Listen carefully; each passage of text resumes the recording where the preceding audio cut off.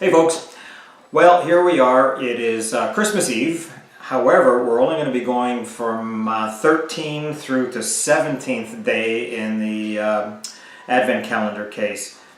Obviously behind, and we're not going to get this done before Christmas. However, I am drinking the beers on a daily basis in terms of the numbers, so I will be finished on Christmas Eve today. So, obviously these are going to happen, these reviews are going to happen after Christmas. So let's get started on the first one. It's from Red Racer and it's called Temperance Pre-Prohibition Lager. Now this one again was sampled by my nephew Wes and his lovely wife Pamela when they were over for dinner.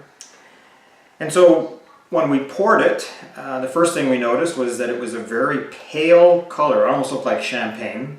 It had quite a bit of effervescence in the glass, and according to the bottle it was 5% alcohol by volume.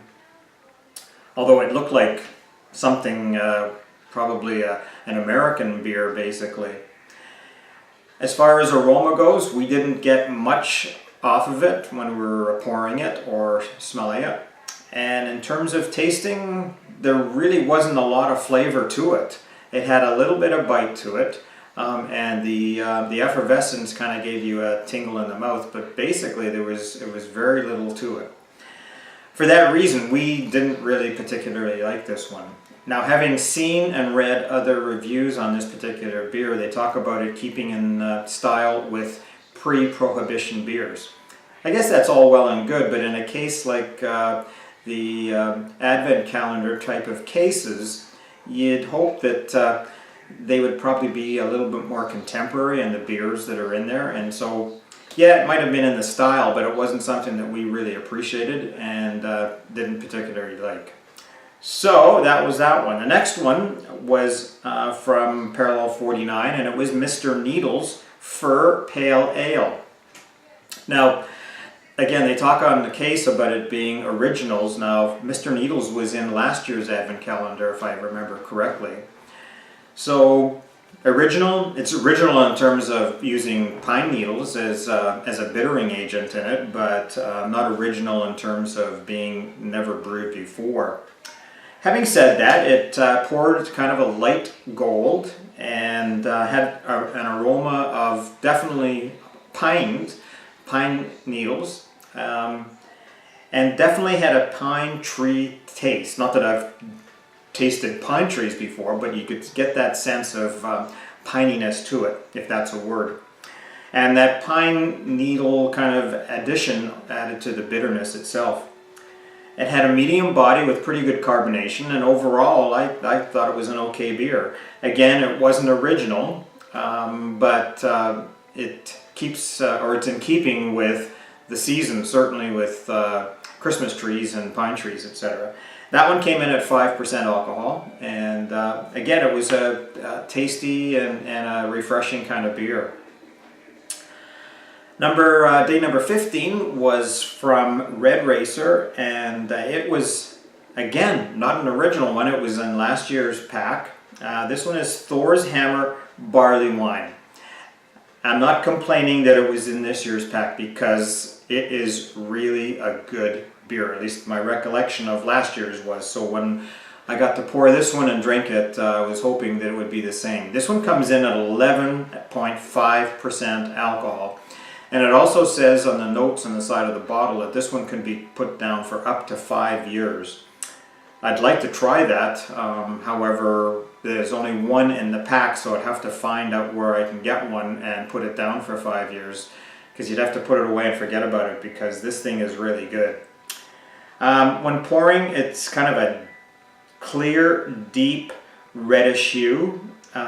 You can really sense when you're pouring it and smelling it that there's quite a bit of alcohol in there, because it's pretty noticeable.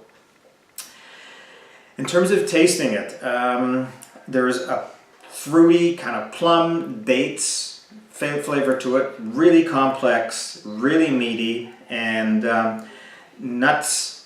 You can taste nuts, or at least the sense that there's nuts in there as well, and a little bit of licorice as well.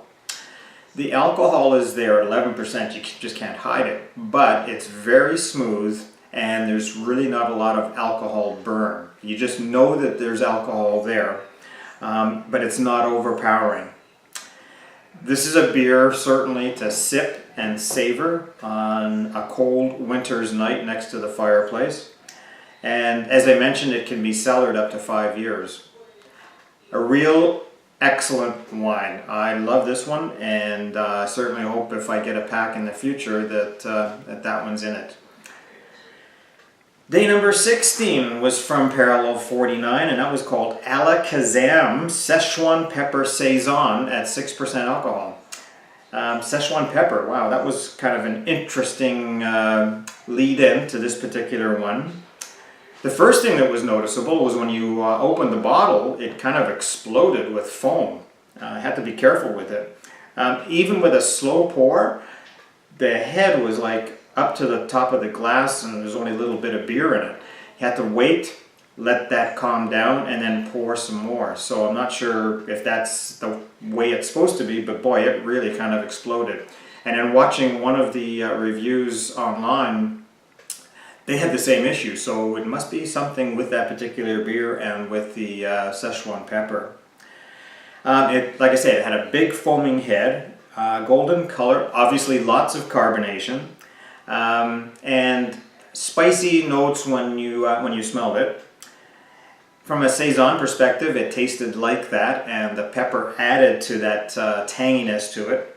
And it finished with a peppercorn taste, so in the back of your throat you really got that peppercorn flavor.